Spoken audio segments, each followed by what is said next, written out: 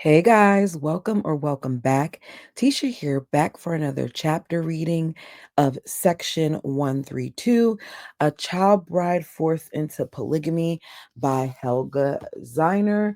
Go ahead and do me a favor and hit the like button as we jump into chapter 28. After surfing through all the channels without finding anything interesting to watch, Richard settled on a reality show about the daily antics of a punk tattoo artist. It was a repeat. Halfway through, he realized he had seen it before, but was too lazy to do anything about it. When the oven beeper announced that his frozen pizzas was ready for consumption, he got up, loaded it on a plate, and grabbed another beer on the way back to the TV. Another boring night at home. Like so many nights before, he ate, he drank, he watched until he was tired enough to go to bed. Would he ever get the energy back to resume his normal life? To do what? His small circle of friends did not exactly beg him to come out of hiding, and his large circle of friends, and his larger circle of acquaintances had given up sending him their occasional invitations as he had ignored all of them in the past year, ever since the deal had taken possession of him. Being so busy for so long, he had not noticed how loneliness had slowly crept into his private life until his socializing had come to a complete standstill. As busy as he had been before, he now had a lot of spare time on his hands, waiting for winter to pass, counting the interest payments accumulating every single idle day. What's interesting is he has like he had projects before this. So can he not focus on some other projects until he gets this going? Or has he put so much into this that he can't do anything else? I'm a little confused on that, but let's keep going. He could have revived some of his old contacts, but could not get his act together. It was a bit like those awkward situations when one had done something wrong and had missed the first opportunity to apologize. With every passing day, it gets harder to explain the delay until it becomes practically impossible. It was as if he was sitting on the sidelines, waiting to be called back into the game until he could start to build the road and get the final approval from uh, Jeanne d'Arc. Why do I feel like? Anyways, there was little to do. There was also no point in premature celebrations, even with Christmas around the corner, because his company had reached the final breaking point and he could not afford the slightest thing to go wrong. Already, he had reduced the office staff dramatically, and as of January, it would be only Daisy and him handling the precious little work there was. Okay, so that's answering that. He briefly thought about the coming festive season, realizing he would be spending the holidays in his flat all by himself. He decided to give the third beer a miss and get into the scotch. He must have drifted off for a while. Waking up, his neck was stiff, and the tattoo artist was replaced by an overweight chopper designer yelling at his sons in a spotless workshop. Did Daisy have any plans for Christmas? He rubbed his neck, rolled his head around, and considered pouring himself another whiskey. This was stupid.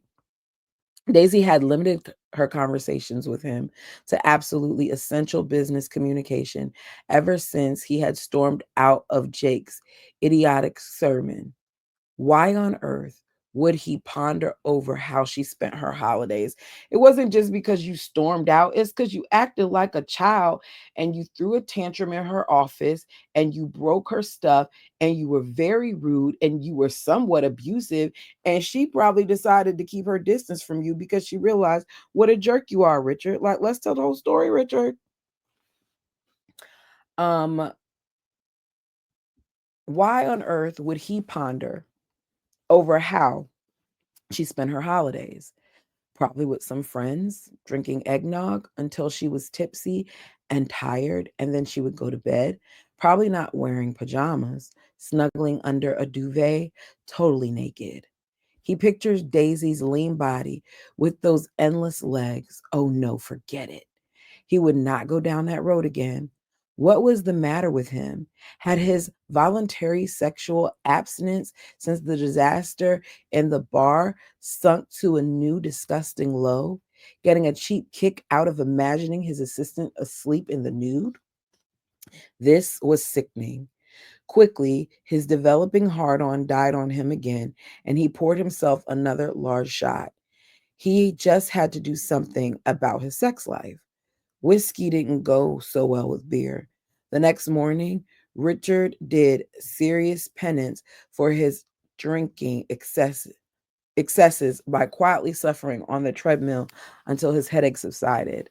A little worse for wear, he made his way to the office around 11. Driving downtown, he made a decision which he knew was pitiful because it was born out of last night's confused loneliness. If Daisy was in, he would ask her point blank what her plans were for Christmas. If she didn't have anything lined up already, and somehow he was confident she didn't, he would ask her to accompany him on a ski trip somewhere. If she hesitated in the slightest before she dished out a story about a family reunion or some other merry get together, he would know that she was lying.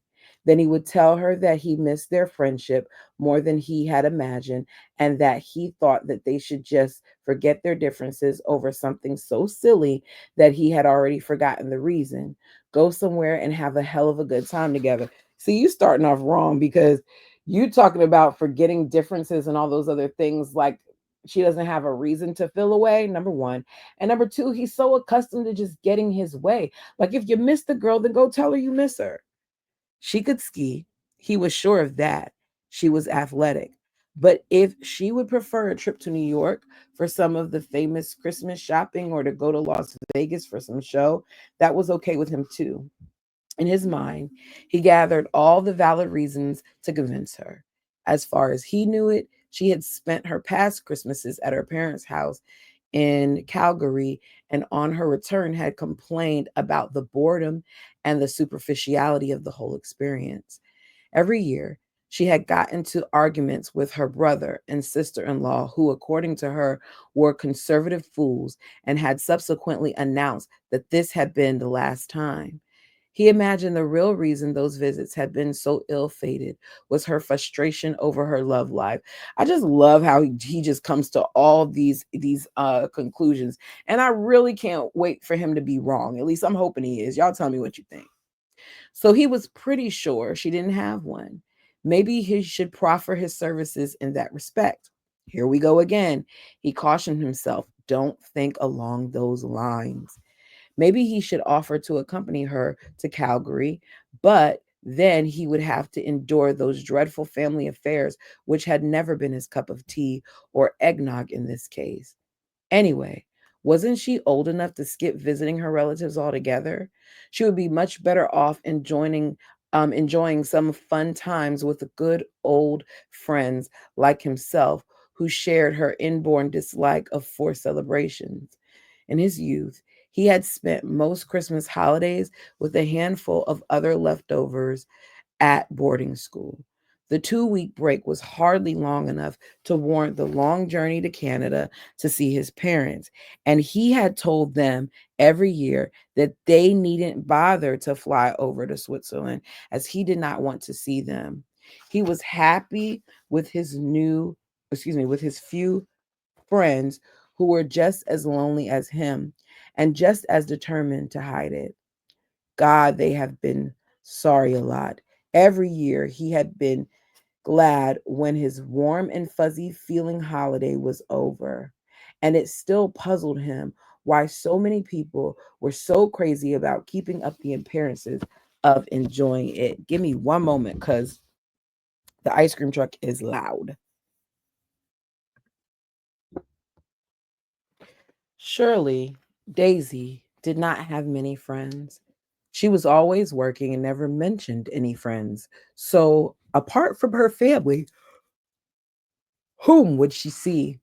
She might actually like the idea of spending time with him, strictly on a friendship basis, of course. But did she consider him a friend? Daisy was sitting behind her desk, talking on the phone. She was smiling like Mona Lisa, secretive and knowing. Looking at the painting of Mona Lisa, he had pictured her listening and talking to a person opposite her in total confidence about something truly delicate. Just like Daisy now on the phone, as soon as she saw him, her smile faded, and he felt at a disadvantage, not knowing what she had discussed with whom. She quickly said goodbye and hung up. Were the crystal vase with excuse me, where the crystal vase with the roses had been was now an elegant seasonal arrangement of genuine fir branches and glass balls with a candle in the middle. Daisy's arm shot out and moved the decor to safety. You don't need to do that. I come in peace. She was not in the least embarrassed by her gesture. Why would she be embarrassed by it? She shouldn't. You should, because you're the one who acted like a tyrant that she has to move the objects on her desk because she doesn't know if the little child is going to come and pick it up and toss them somewhere. It's just, anyway, one never knows with you. What do you want? He realized he had not been to her office since their last fight. Can I sit down? It's your office. No, Daisy, it's not just mine, it's yours too. Don't start like that. He checked his tone and reminded himself why he had come. I have a question and I want you to tell me the truth. Ask, am I your friend? She looked at him quizzically, contemplating her reply like a chess master, his next move. Then she crossed her arms in front of her, not a good sign, leaned back in her chair and said very slowly, I don't know. Are you my friend? Now that was easy. Yes, I certainly am. Well, then I guess I am too. And now tell me, what has reduced you to this kindergarten level of questioning? Do you want to exchange friendship rings next? I love Daisy. I love Daisy because Daisy holds him accountable. And if you have friends, all of them, every last one of us, let me say it like this. Every last one of us, in my opinion, should have like someone in our lives that holds us accountable. And I think that for him, that's Daisy. Let's keep going. Don't make fun of me. I'm serious. I want to know because you certainly haven't behaved like a friend lately, if you say so. She did not make it easy for him, but he would not get angry with her. He definitely would not. He had everything under control. I know you're still mad at me, but I honestly don't really know why anymore. Shall we call it a slight difference of opinion on moral matters? Oh, please, don't call it moral. I thought you don't remember. Never mind. We will not reach a consensus on that one anyway. You are entitled to your opinion. We don't need to agree on everything. Exactly. Can't we put this whole stupid, ridiculous incident? She tried to object to his choice of words, but he silenced her with an impatient gesture. Yes, I know. It was not just that one isolated incident you are angry about, but you are mad that I refused to get involved with Jake's crazy setup. But can you respect my decision on this? Can't we agree that we have different objectives and opinions and put our differences behind us? It's not really something that should stand between us. So, friendship rings after all? No sign of that Mona Lisa smile returning, but he was working on it. If you want one, I will run to the nearest bubblegum machine. Now a glimmer of amusement danced in her hazel eyes. You cheap bastard. I want a nice silver ring with a turquoise stone, Southwest design. He sighed in mock resignation. Done. How about we consider it a Christmas present? No, I want it as as an admittance of your failures as a human being. Daisy not gonna get up off of him, and I love it. Tell him, Daisy. So you shall have it now. He pretended to have a sudden brainwave. But how about Christmas? If you have nothing important planned, we could try and spend some time together, maybe a few days in the mountains. First, you give me a ring, and then you ask me on a romantic getaway, do you want to marry me? He burst out laughing. No, don't worry. I know you are only interested in my fortune and not in my brilliant brain, good looks, and care what? And chiseled six pack. Sorry, it was broken up. Daisy finally smiled. Actually, if you continue to guzzle down so much beer and don't start exercising soon, your midriff will resemble a barrel and not a six pack. Ouch. So, what do you say? About what? Christmas in the mountains. No. Her answer stunned him. What can you say when you get rejected without even the pretense of a gentle letdown? That's just to leave the battlefield without a further attack. Right, okay. Well, then, I better go and get you this ring. Richard, she called after him, and he turned around at the door. Yes, I've made some prior arrangements I can't really cancel, but I'm not seeing my family. I'm staying in town, and maybe you'd like to come over to my flat on Christmas Day for lunch. Hmm, Playing hard to get is not easy with one foot out the door. It didn't leave Richard much time to be persuaded. I'd really like you to come. There will be others too, so it should be a fun afternoon. Would 11 be too early for you? No, that's fine.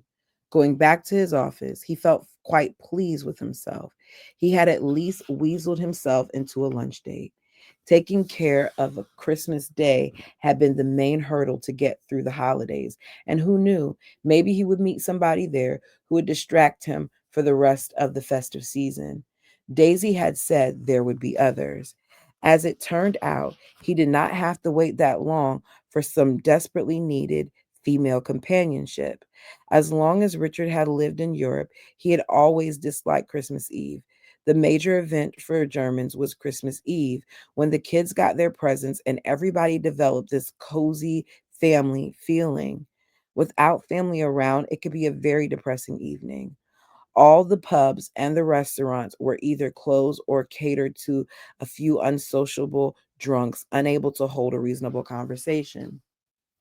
In Vancouver, however, the shoppers were rewarding themselves for their last minute gift buying successes by painting the town red, and he knew he would not have to face another boring Christmas Eve at home. He left the office, picked up the necklace he had ordered to match Daisy's ring, and felt so proud of finding the perfect Christmas present for her that he dropped into the nearest sports bar. It was overcrowded with young and carefree adults out to have a good time. Soon he was leaning against the bar, squashed between a group of noisy, Nordic sounding European tourists and a couple of females who must have just left a beauty parlor. They were immaculate. One of them had long hair, which she occasionally flipped right into his face. The bar was boisterous and smelled of wet clothes because it was pouring with rain outside, but he could still catch the almond scent of her mane. In the subdued light under the bar spotlight, it looked like copper. A fleeting image of a frightened young girl next to the roadside crossed his mind, because y'all remember that's one of the things that he noticed was the color of her hair. Then the redhead turned around, and one look in her face made him forget the idea of young girls. Here was a woman who knew everything they both needed to know. For the first time in ages, he felt the urge to try his luck with a female again. 2 hours later, they were both very drunk, and he suggested going to his place. The excessive amount of alcohol in his body, however, took its toll. Luckily, she must have felt similarly incapacitated. Finally, undressed and on his king size bed, his newfound sex drive quickly turned into a pretty limp affair. After some petting that culminated in a mere pretense of intercourse, they rolled away from each other and fell asleep. I'm not judging, but I'm judging. People be too quick to like. I'm not, first of all, I'm not into the whole one night stand thing, but this is a stranger. Like people be too quick to let strangers just come up in their space. Like you don't never know what people have going on. And I just, yeah, anyways, it's me going to reality. Let's get back to the book. It was still raining on Christmas morning, but the rain was mixed with flurries. A few degrees colder, and it would be the real stuff befitting the season. As snow in a city can get quite annoying, he was hoping that the thermometer would not plunge down further during the day. It was 9 o'clock when he turned his percolator on to make his first cup of coffee. The woman from the bar, whose name he had forgotten if he had ever known it, was in the shower. He had told her that he had to get to lunch on time, a family lunch he had added, just in case she was hoping he would suggest that she tag along. On reflection, he told himself that although he had not yet exactly covered himself in glory last night, she was no New Year's Eve material either. It was nearly 11:30 when he arrived at Daisy's flat. He had underestimated the length of the drive from his place in North Vancouver to hers. He had to cross the Lionsgate Bridge and drive through Metro Vancouver together with a million others on their way to their respective families. Instead of warming up more, the weather had done one of those quick turn downs, and his coastal region was famous for it. Now the flurries had turned into heavy, wet flakes, making the slushy roads treacherous for driving. He always marveled at how many Vancouverites had the wrong set of tires on their cars. After barely avoiding a minor crash on Georgia Street, he was relieved when he finally reached Daisy's address. The house was an old 3-story commercial building close to Hendry Park, but unfortunately right on the main street. He turned into one of the side streets and had to circle the area a few times before he found a parking spot. Then he had to brave the icy wind and the thickening snow to walk back to where Daisy lived. He had never been there. Coming closer, he wondered if he paid her too little. This could not be an address of her choice. East Vancouver, with all its troubled residents, was too close. Just a few streets down, he had seen droves of junkies hanging out in front of the soup kitchens and the shelters, the Salvation Army and mission buildings. He wondered if his car was safe. When an undistinguished group of passerbys appeared out of nowhere, he checked that his wallet was still stowed safely inside the pocket of his coat. They were huddled under two umbrellas, but made way for him, laughing and shouting Merry Christmas into the heavy snowfall, and he felt like a fool. Daisy opened the door on the first buzz. She wore an oversized knitted pullover with a moose design on front and tight red pants. The moose had blinking eyes. Where have you been? I've been calling you. The weather, he explained, and held out his gift to her. She took it without any visible sign of surprise. Thanks. Come in and take your wet coat off. We are starving and are already half pissed because of you. So I guess the people are annoyed because of how long he took to get there. Let's see. After getting out of his coat and boots, she opened the door to a tiny living room crammed with people and announced him simply as "That's Richard." Nobody present seemed to know that he was her boss, and if they did, they certainly were not impressed. Daisy introduced her friends also only by first name and without any further explanation.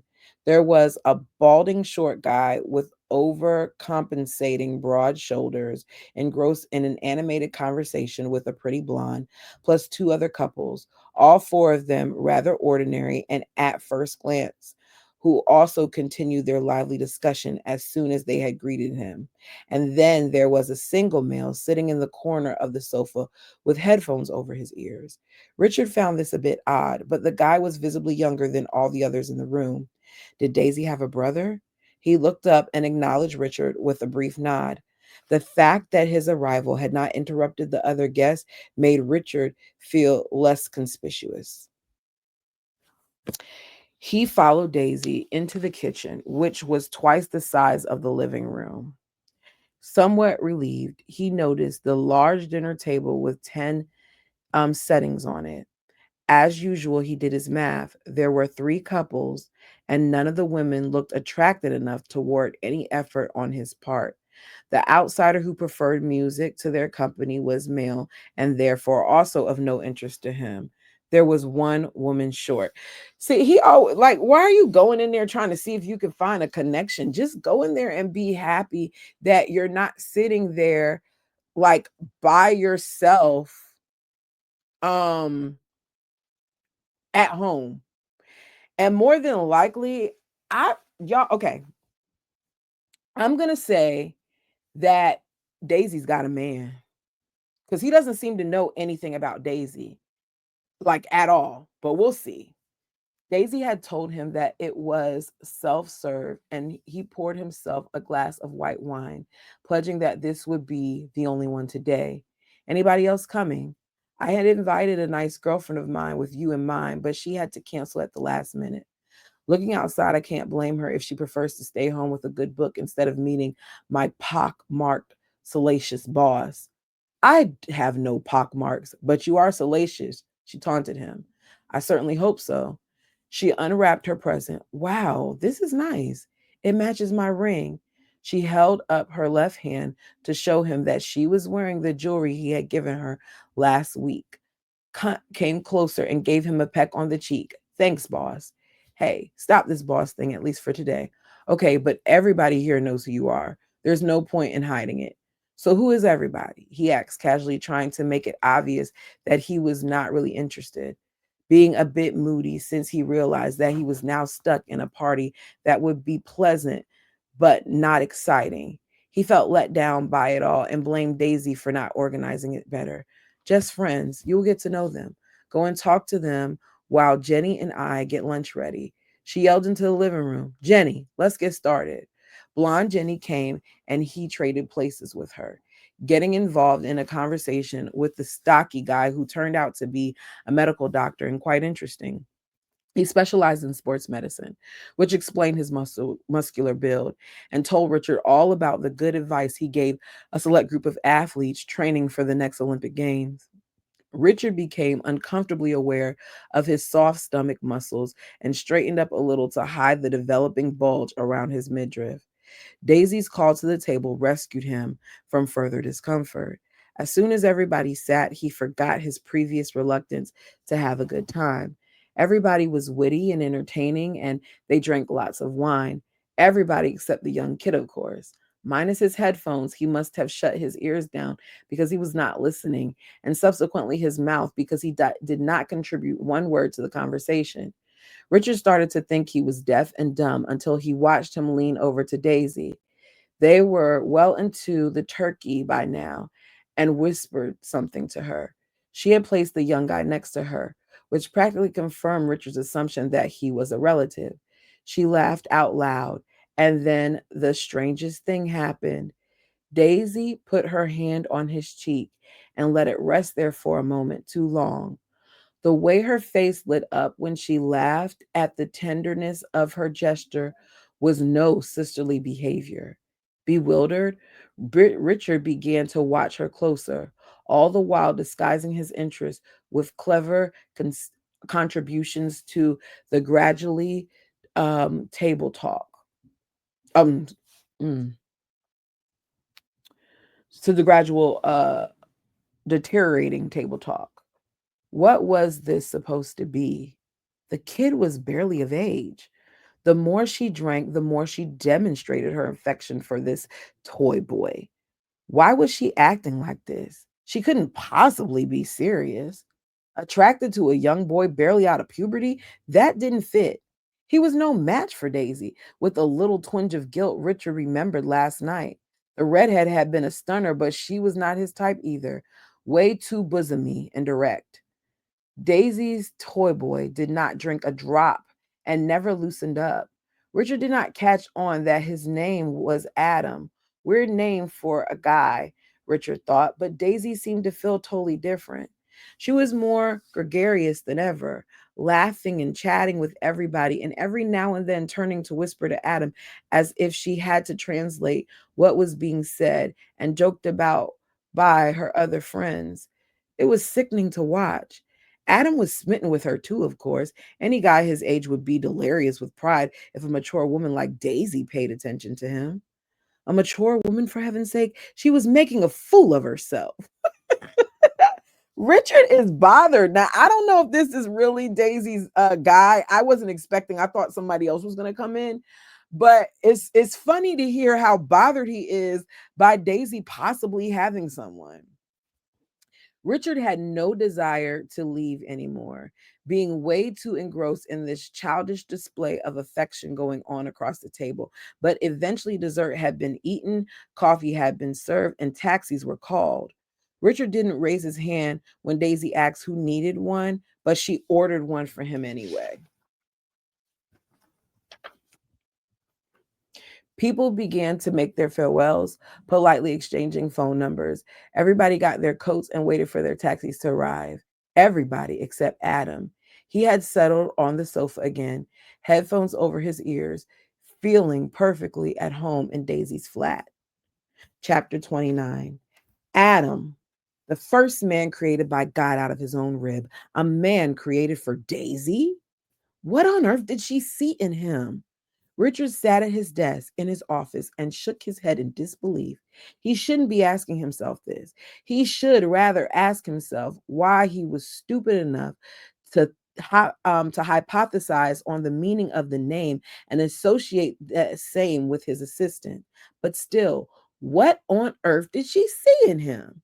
He was nothing but a snotty nosed teen, hardly out of puberty. Maybe he was being unjust to the young fellow. Maybe he only disliked him so immensely because of Daisy's openly display of affection, because she had demonstrated so clearly at her Christmas lunch that Adam, being the young stag, could break into territory reserved for him, the one with the older, to claim Daisy. Now, wasn't that a funny thought? As if he would lower himself to be in competition with a kid who had barely sprouted a few whiskers over Daisy. Please, Richard, don't be ridiculous. Don't behave like an idiot. She has never been interested in you and never will be. So, what is the matter with you? Let her have fun. She is not going to ask your permission. And in any case, she doesn't have to. But still, the picture of her being so attentive and caring towards young Adam haunted him all Boxing Day. It's so funny what haunts him, right? The office was closed until the beginning of the new year, and he had too much time on his hands. He was so bored. He even considered going downtown to do some shopping in one of the overcrowded malls. The rotten weather outside stopped this idea before he could degrade himself to partake in the after season buying frenzy. You don't need to really be buying anything though, because if your business is the way it is, and if you got these interest payments piling up, I would think that you kind of want to stay clear of shopping for a little bit. He usually shopped for clothes and shoes and groceries and all other necessities on the way to somewhere, a quick in and out without wasting any time. And here he was actually thinking about strolling with the masses, looking for bargains. Richard is just a lonely man, like really, really lonely. And he has some other issues going on there. But, let me get back to the story. And bargains they would have to be. His latest personal bank statement showed an overdraft of such dangerous proportions that if there was anything called financial emergency, his account would be having an his account would be having an infarct, INFARCT just now. He had not paid himself a regular salary since autumn and realized he must transfer some money soon. He did not want to depress himself any further by checking if there was any money left in the company account. Daisy had said they could last until summer. Gracious. Daisy be working miracles. Daisy had said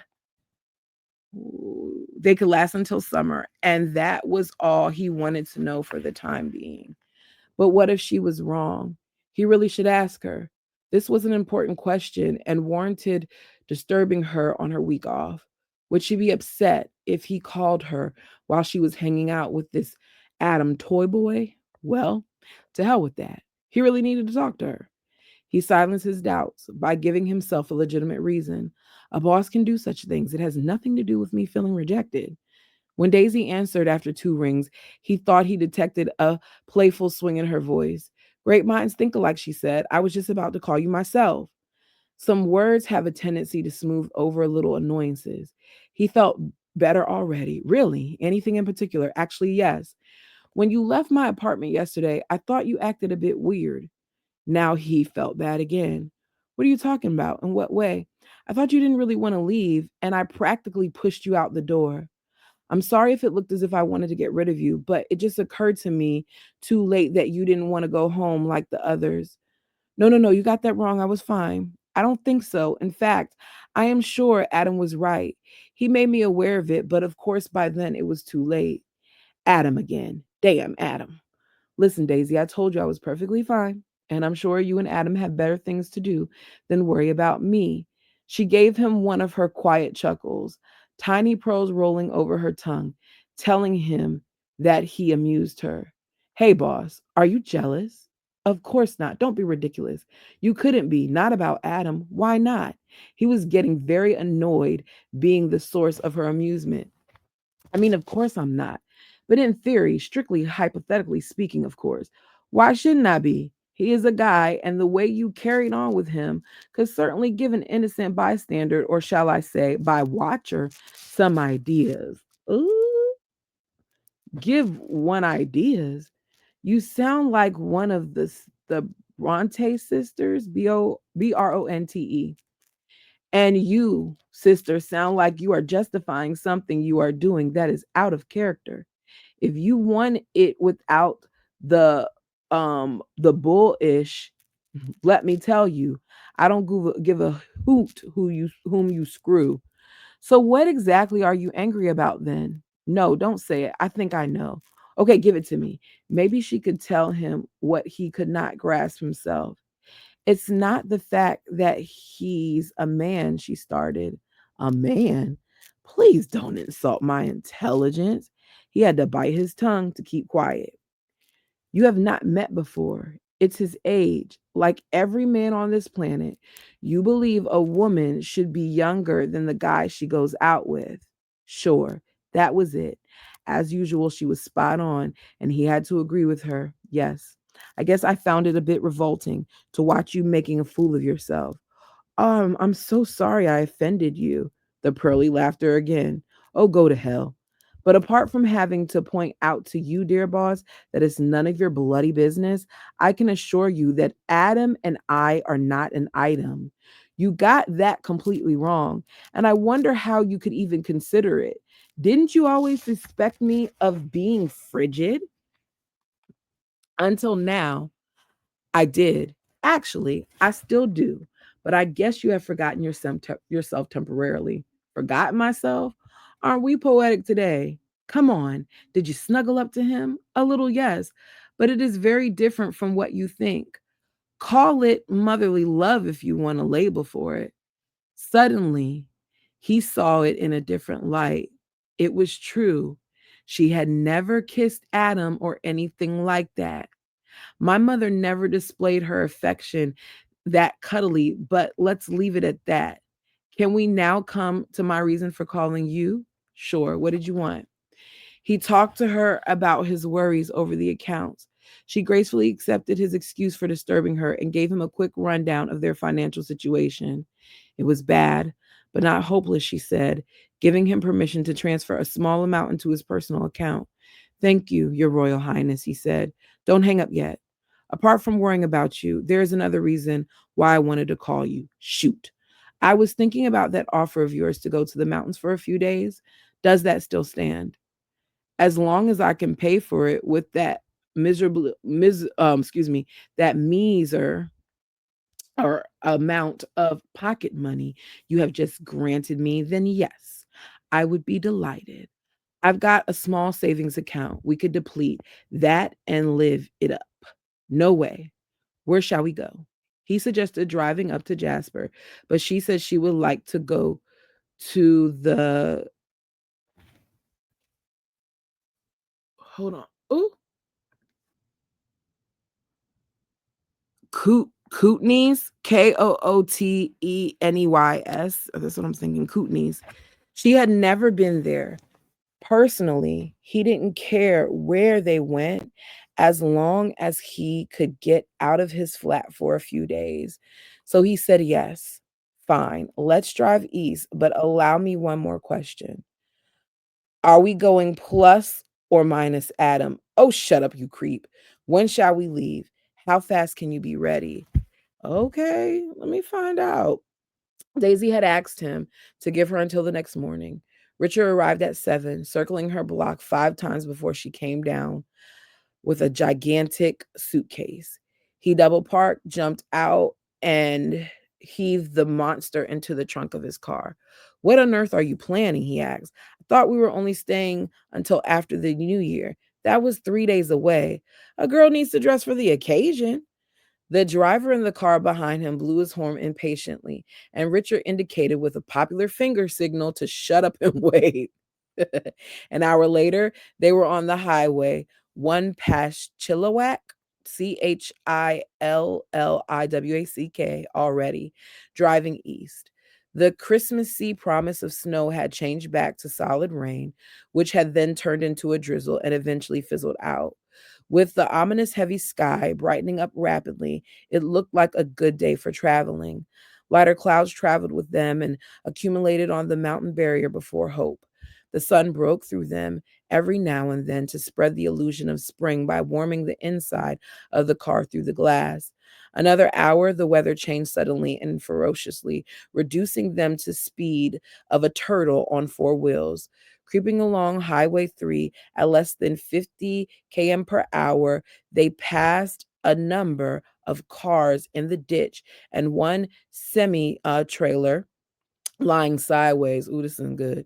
Once they reached the end of the mountain plateau, the heavy snowfall subsided and the sun presented a gorgeous view overlooking the, oh, here go another one of them words. Okanagin,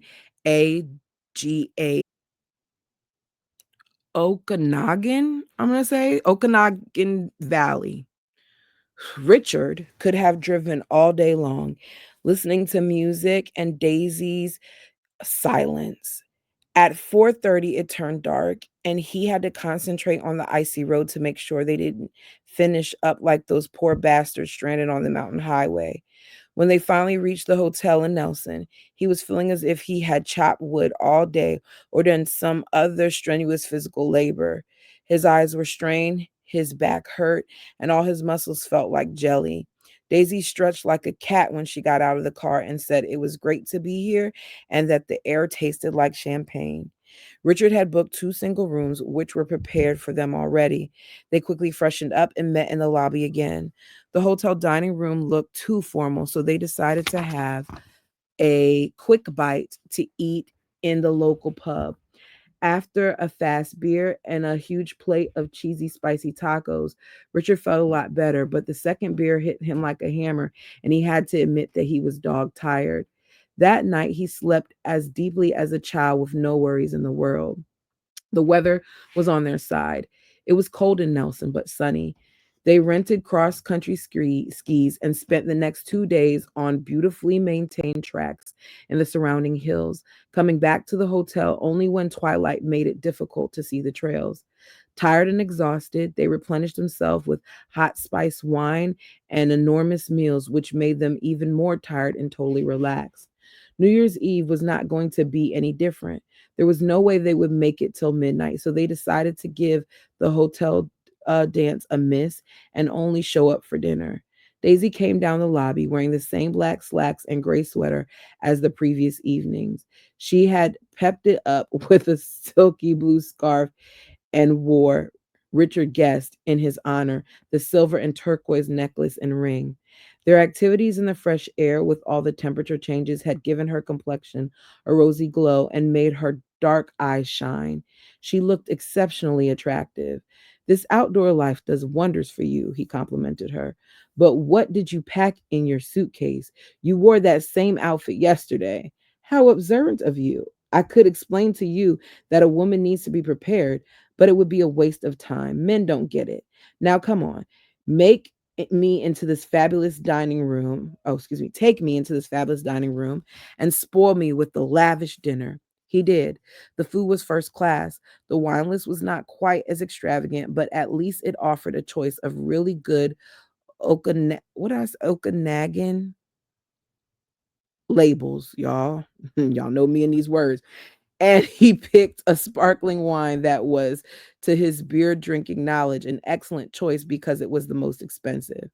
Daisy took one sip and said, "Quick, ask if they have another bottle. We must reserve it right away. This is delicious." Of course, the restaurant had more than two bottles in stock, but they only drank two. To be exact, Daisy took tiny sips, and Richard drank most of it. After dinner, they went to the hotel bar where sensible Daisy ordered coffee for herself. Richard had an Irish coffee for a nightcap, followed by a generously poured double scotch. I think that sometimes he drinks too much, but hopefully this doesn't like ruin the night. We'll see. On the first day of New Year, okay, that was that. On the first day of the new year, Daisy called his room at 7 in the morning. I can't sleep. His head was pounding a well known warning. Do not attempt sudden moves, only speak in a whisper. Good God, tell someone who cares, go away. We're supposed to leave today.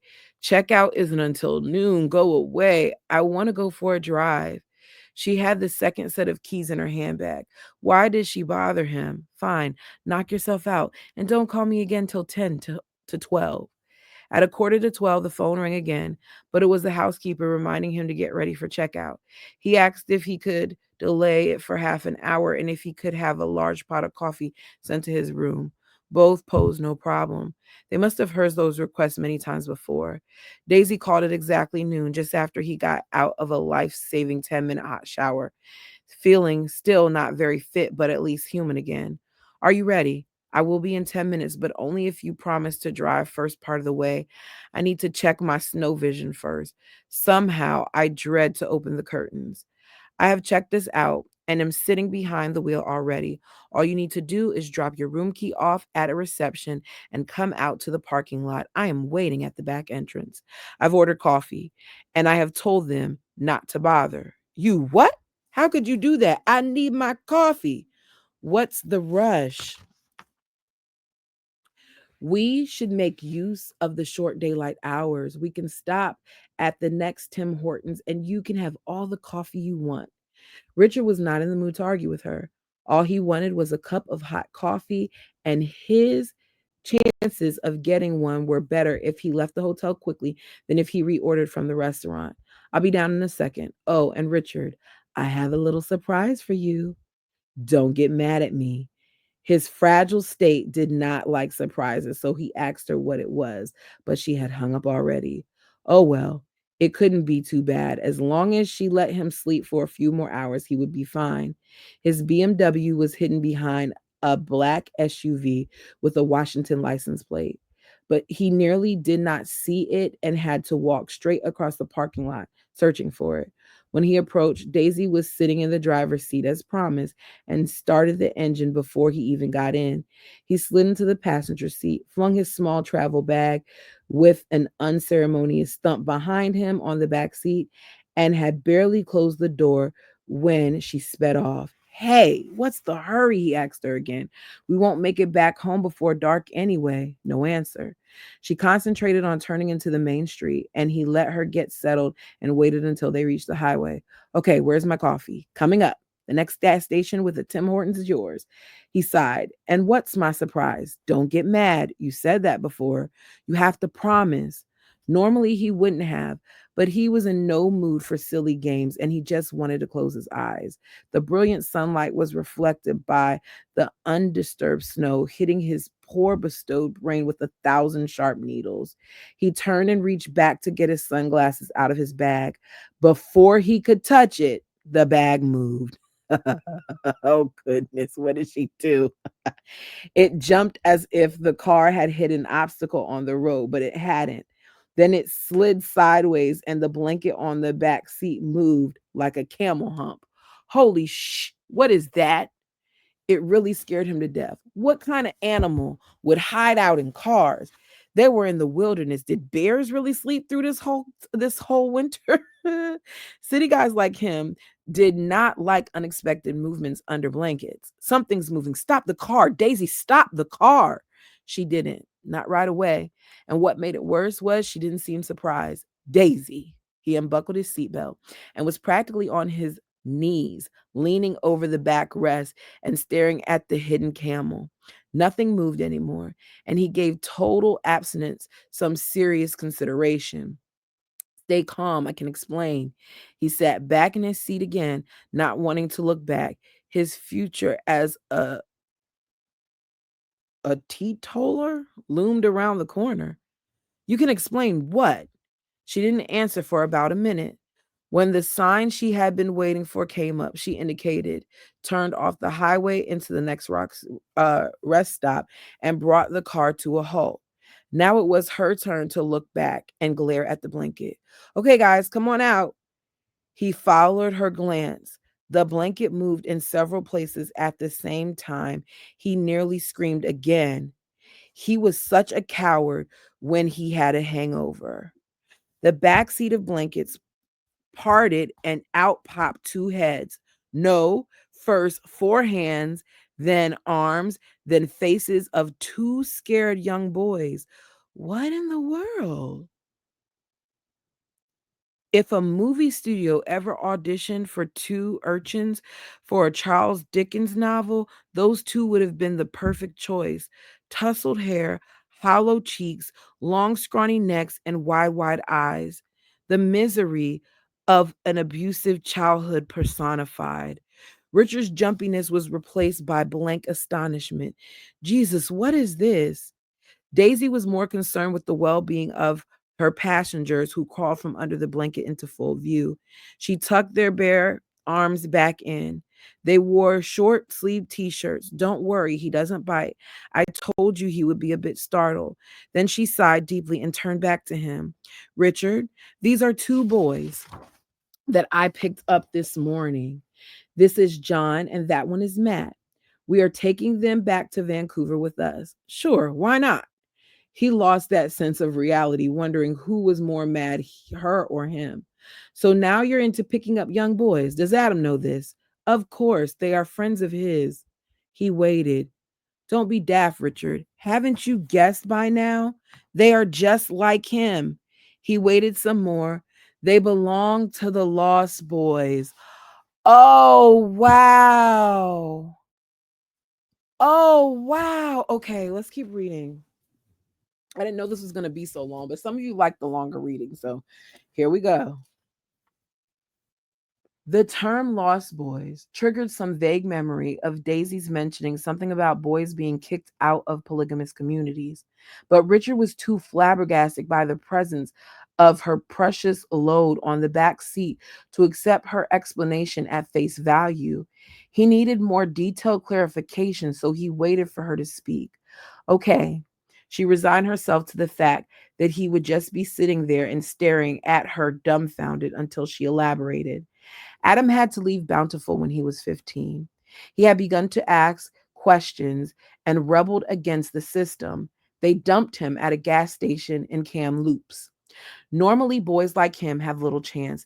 They have no education and no means of supporting themselves. A lot of them finish up in the drug scene, selling themselves for something to eat or a hit, and many die before they are grown up. This is an underground organization which has dedicated itself to helping them. Excuse me, there is an underground organization which has dedicated itself to helping them. Unfortunately, a lot of the Lost Boys don't know about it or get in touch with them only when it's too late. By then, they have developed terrible psychological scars and are often beyond help. Daisy looked behind her apologetically and had lowered her voice to spare the passengers' feelings. So it's important to get them fast. Adam was lucky. He found out about the organization by chance and contacted them. That was 3 years ago. He's managed to overcome most difficulties those lost boys face and is now actively involved in trying to rescue others. He told me about Matt and John. I drove to Creston this morning to pick them up. We need to take them to him. Okay, he understood that. At least some of it started to make sense. It slowly dawned on him that Daisy had taken him for a ride, literally speaking. Why didn't you tell me about this? Why the secrecy? You never planned to take a few days off to relax and have a good time with me, right?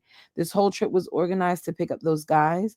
You really didn't need to fabricate this elaborate cover up. True, I could have come out here all by myself, and I would have if you haven't invited me for a little vacation. It felt like doing the right thing. You were a little depressed around Christmas time, weren't you? And now, thank you very much. I feel much better finding out that you didn't trust me enough. I don't get it. Why couldn't you tell me? What's wrong with picking them up and giving them a lift? I wouldn't have refused it. Daisy said she had not just picked them up. The boys had not been kicked out by the church elders. They were runaways and it was dangerous to be seen with them. That's why they had stayed under the blanket in the parking lot while he had taken his sweet time getting ready. It had been a nightmare for those poor boys, she said, having to wait, expecting the car door to open any second, being discovered and carted back to their compound. Are you telling me you kidnapped them? Richard blurted out. Are you out of your mind? See, that's why I kept it a secret. And anyway, I wasn't sure until last night that it would happen. The boys took a great risk and had to wait for the right moment to escape. They got out with just what they're wearing and nearly froze to death waiting for me at the arranged spot. The car was getting cold by now. He looked at John and Matt, their skinny shoulders covered only with t shirt material stuck out from the blanket. The expression on their face took him by surprise. There wasn't a hint of curiosity, anticipation, hope, or desire as one would expect from teenage runaways after bolting successfully. He could only see dread, anxiety, and genuine alarm. They were intimidated by him. His presence scared them out of their wits, and he didn't feel good about this. He was angry with Daisy, but he could see her point now. No way would he have played along had he known. What was she thinking? What were you thinking? How was this supposed to work? Their parents will look for them. What don't you get? Oh, he's so annoying. When they find out what we've done, they are going to sue the pants off of us. Daisy leaned over and gave him a quick peck on the cheek. Thanks. What the hell was that for? I have not agreed to this madness. Yes, you have. You said we. She opened the car door. Come on, let's get them some warm clothes before we drive on. She went to the rear of the car, opened the trunk, and rummaged through her suitcase. When she came back, this is why she had so much stuff. Oh, Daisy.